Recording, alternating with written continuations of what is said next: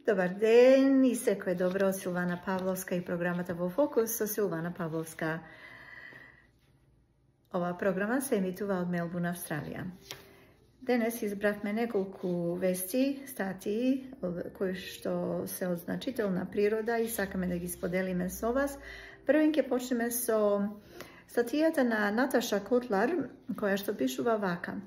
Неодамна, подготвувајќи се за средбата со чешките архивски представници, моите колеги историчари пронајдоа еден интересен документ за научната соработка меѓу југословенските и чехословачките научници. Интересно е што во документот станува збор за историска комисија, која действувала на научна основа.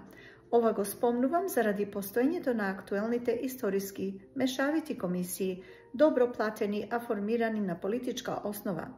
Еден договор за добрососедство со Грција 2017 и една спогодба со Грција 2018. Овие комисии со самото нивно постоење се на штета на македонската наука, научна историска дејност и нејзините постигнувања во еден подолг период од 80 години. Штетата се огледа во тоа што генерацијата комисисти и политичари која ја негира или пак ја игнорира националната историја, нема да има ни минато, ни иднина. За разлика од овие модерни комисии, историските комисии создадени во едно друго време, во времето на Југословенската заедница, а Македонија е рамноправна единица, имале своја суштина во научната поставеност.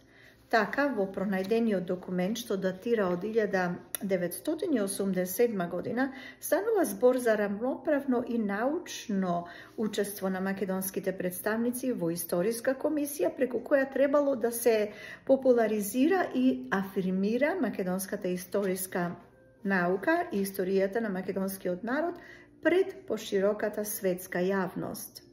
Еве дел од содржината на документот упатен на 15 септември 1987 година до Републичката заедница за научно-истражувачка дејност, што би значило до Министерството за наука во Скопје.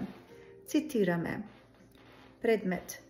Обезбедување средства за учество на 21-то редовно заседание на Југословенско-чехословачката историска комисија и на 21-та научна средба во Прага, Чехословачка.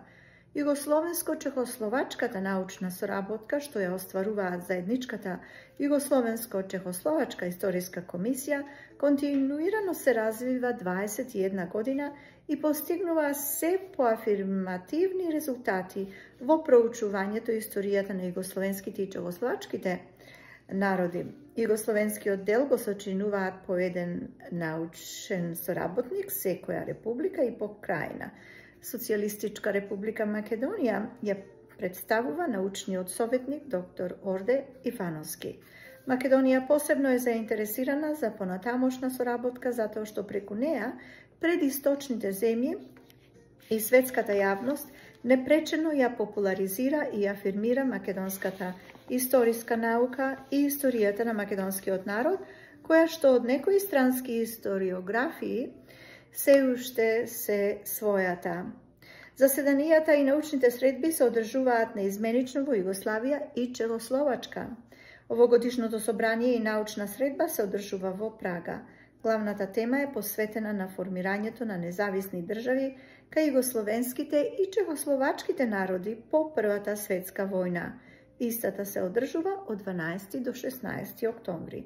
На средбата е предвидено да бидат поднесени преку 29 реферати. Крај на цитатот, содржан во документот. Ова го давам како поука, вели професор Наташа Котлар, за да се разбере што представува познавањето на историјата. Нели знаењето е моќ? Втората статија ни е од Емилија Галева, 21 јули оваа година, насловена Вистината за походите на Александар Македонски во Египет и на Исток. Мощна интересна статија. Кога Македонија беше царство, царот Александар Македонски отиде кон Египет и на Исток се до Индија. Не отиде на Запад. А зошто? Затоа што на Запад беа простори на нецивилизирани маси. Александар Македонски отиде во Египет и кон Индија, во регионите каде што уште пред 15.000 години пред него, нашите предци ги однеле знаењата во Египет и на исток за да ги заштитат од уништувањето од страна на темните.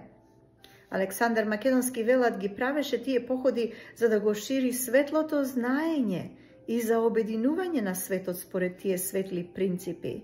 Но и за да ги врати записите на тајното светло знаење назад во Македонија. Според руски извори, записите на Тат или Тот, што на број биле од 20.000 до 36.000 и собрани во 3.000 свитоци, му биле дадени на Александар Македонски, кој од високото бело духовно египетско правосвештенство бил однесен во гробницата на Тат, каде што манускриптите дотогаш биле чувани во најголема тајност. Всушност му биле вратени на Александар Македонски, зашто високото египетско духовништво знаело, како што е запишано и во најстарите записи на зидовите во некои најстари египетски храмови, дека знаењето од светлината во Египет се донесени и дадени од богот П-Еон. Затоа и му биле вратени на Александар Македонски како представник на вистинските наследници на синовите на светлината. Поради ова, 15 века подоцна, записите на знаењата од светлината, познати на Запад како херметички знаења, се пронајдени толкму во Македонија. Според француската филозофка Франсуа Бонардел, манускриптот бил пренесен од Македонија во Фиренца и од оригинални текстови за прв пат бил преведен на латински јазик од Фичино, кој го подготвил за печат наведениот избор познат како Corpus Hermeticum. Поточно, летото 1406 година, еден тоскански монах по име Леонардо ди Пистоја бил пратен во повеќемесечна опасна мисија во Македонија од просветениот и неизмерно богат душ на Фиренца Козимо ди Медичи, кој го задолжил таму да бара ретки древни трудови.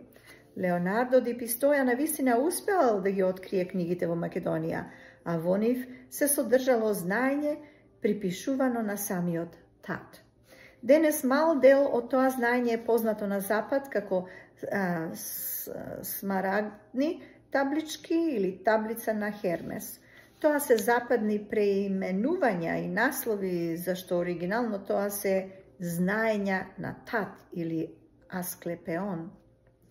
На исток пак целта на Александар била да дојде во Индија, при што патем градеше големи градови. Индиците раскажуваат дека градот Патала е изграден и именуван од Александар Македонски.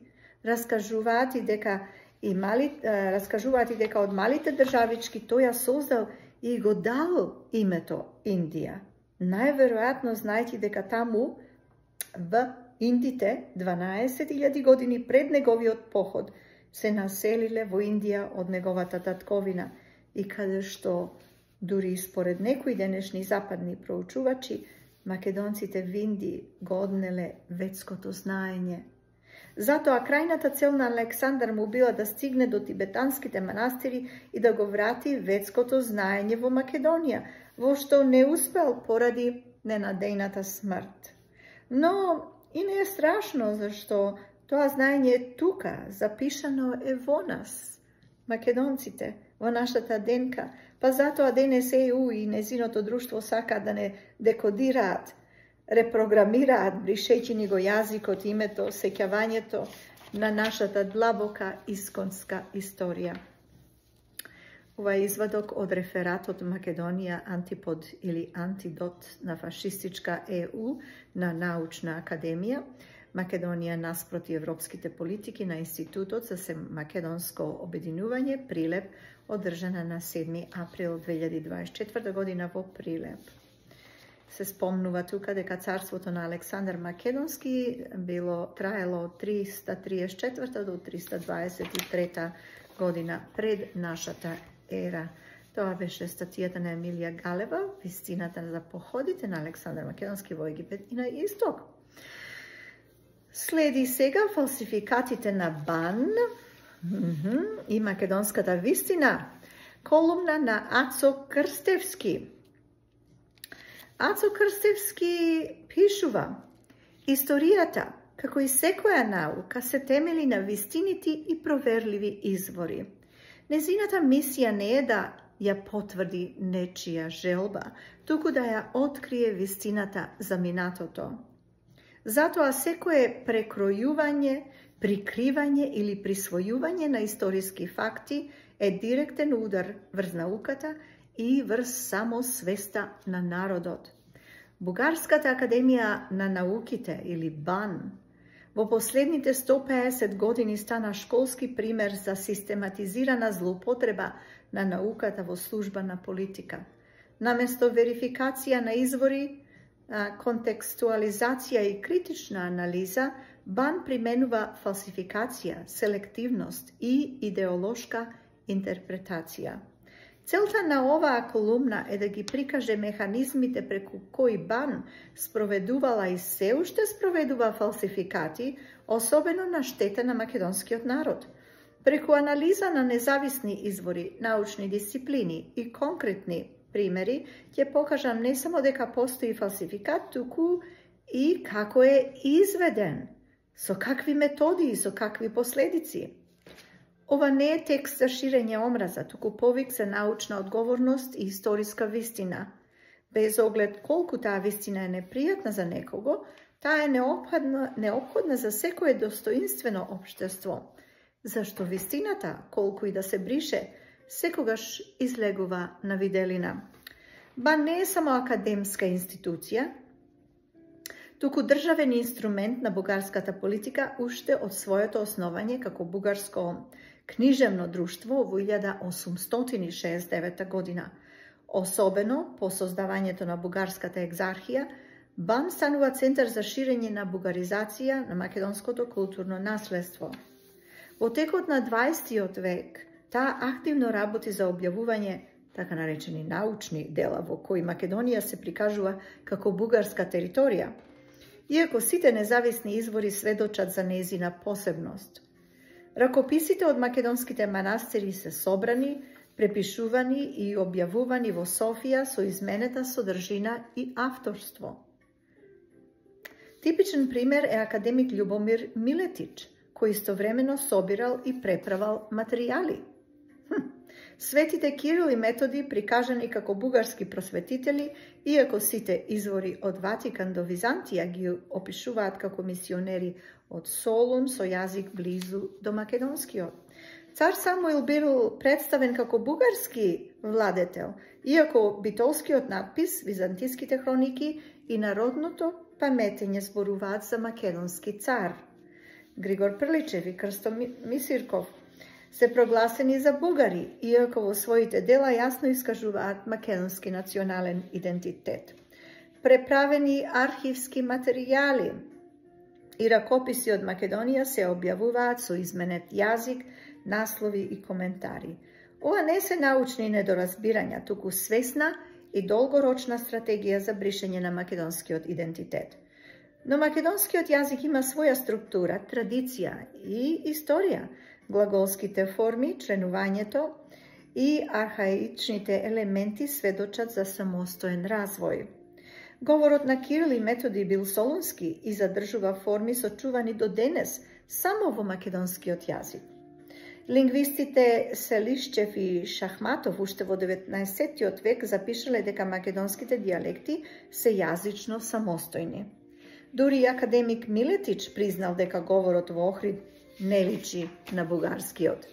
И покрај тоа БАН прибирала ракописи и предмети од Македонија и ги објавувала со изменет контекст. Пример е болонскиот псалтир, напишан на глаголица и латински, со објаснување на зборот ника според локалниот јазик. Овој ракопис исчезнал од Охрид и денес се наоѓа во Италија. Градот Изник, каде се одржал првиот Вселенски собор, никогаш не се викал Никеа, тоа име е накнадно додадено со символичка цел. Во цркви и манастири, оригиналните надписи се изгребани и заменети. Фрески, надгробни плочи и икони од Македонија денес се изложени со бугарски музеи, во бугарски музеи како бугарско наследство без доказ за нивно потекло. Наспроти бугарската мистификација, македонската духовност не е згаснала. Охридската архиепископија, народните песни, молитвите, фолклорот, сето тоа сведочи за непрекинат самобитен македонски идентитет. Во народната традиција, македонските цареви, земјата и верата се спомнуваат со гордост и припадност. Тоа не може да се избриши со фалсификати. Тоа се памети, тоа се живее, тоа се брани. Се укажува на тоа дека БАН систематски ја фалсификува историјата на македонскиот народ. Но вистината не може да се избрише. Напротив, со секој обид за нејзино потиснување, таа станува посилна. Македонскиот народ има собствена историја, јазик и култура, а македонската историјата мора да се брани со факти, совест и достоинство. А македонската вистина, колку и да ја бришеле, повторно изникнува. Така и сега ќе биде. Тоа е незината сила, пишува Ацо Крстевски во неговата колумна, насловена Фалсификатите на БАН и македонската вистина. И на крајот, нешто од доктор Петар Поповски, познат македонски историчар, научник, истражувач и публицист. Насловот на неговата статија е "Целата бугарска историја е градена врз фалсификати и кражби од богатата македонска национална историја". Во времето на македонскиот цар Самуил не постоела држава под име Бугарија. Таа тогаш мала државичка го носела името Паристрија. И тоа име е се до 1878 година. Таа земја под името Бугарија започнала да се именува дури по Берлинскиот конгрес, одржан на 13 јуни до 13 јули 1878 година, и тоа е историски факт. До тој период во ниту еден извор го нема името Бугарија. Едноставно, државата Бугарија не постои. Се среќава само во фалсификувани пишани извори создадени по 1878 година, тоест на крајот на 19-тиот и почетокот на 20-тиот век. Целата бугарска историја е градена врз фалсификати со кражби од богатата македонска национална историја, од незиниот така наречен хански период, во времето на владеењето на татарските и монголските ханови, нема ниту еден забележлив настан со кој таа земја може да се пофали. Сите настани и личности се македонски, украдени и присвоени од бугарската псевдонаука, тоа е псевдонаука и историографија. Нивните историчари тоа совршено добро го знаат и продолжуваат упорно да ја крадат македонската изворна историја, култура, традиции и цивилизација. И едно појаснување, вели доктор Петар Поповски. Државата на цар Самуил го носела името Склавинија, а не Македонија, иако цар Самуил владеел во незиниот централен дел, бидејќи во тоа време веќе постоела државата под името Македонија, тоест Македонското средновековно царство со престолнина во Константинопол. Современик на цар Самуил му бил македонскиот император Василий II, македонски кој ги ослепил Самуиловите наемски војски составени од татари, зашто имало и многу горка причина. Бугарите, сакале или не сакале, еден ден ќе се соочат со вистината за сите грабежи. Доктор Петар Поповски. Наташа Котлар, потоа Емилија Галева, Ацо Крстевски и доктор Петар Поповски. Тоа е доволно за денес на оваа тема. Оваа тема ќе ја продолжиме, ние се разбира. И на еден начин дознаваме многу работи што можеби не сме ги знаеле порано. И тоа е добро. И добро е да се знае, затоа што тогаш може да се раскажува на други за нас, македонците, за нашето постоење, за нашата историја, за нашите великани, за нашиот јазик, за нашиот идентитет, нашата култура, нашата вера и многу други работи. Благодарам за вашето внимание. Ја слушавте програмата во Фокус со Силвана Павловска, која се емитува од Мелбурн, Австралија. Ако не сте се запишале како subscribe на овој канал на YouTube, можете слободно тоа да го сторите и да ги следите нештата што ќе бидат објавени.